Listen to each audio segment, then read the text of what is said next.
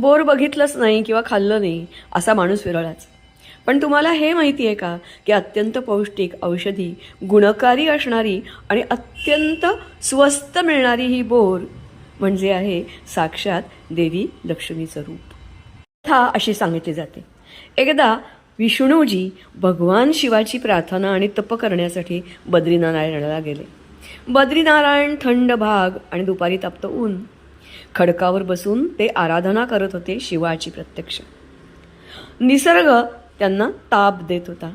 अशा वेळेला देवी लक्ष्मीनी बोरीच्या झाडाचं रूप घेतलं आणि विष्णूंच्या मागे येऊन ती उभी राहिली आणि विष्णूंचं रक्षण केलं. तेव्हापासून असं मानलं जातं की बोरीचं झाड म्हणजे देवी लक्ष्मी. तर घरात केवळ लक्ष्मी असून चालत नाही, तर सरस्वतीचाही वास हवा. आणि म्हणूनच कित्येक भागामध्ये बोर फळली की पहिलं बोरीचं फळ हे देवी सरस्वतीला वाहिलं जातं, तिची पूजा केली जाते आणि मगच ते फळ खाल्लं जातं.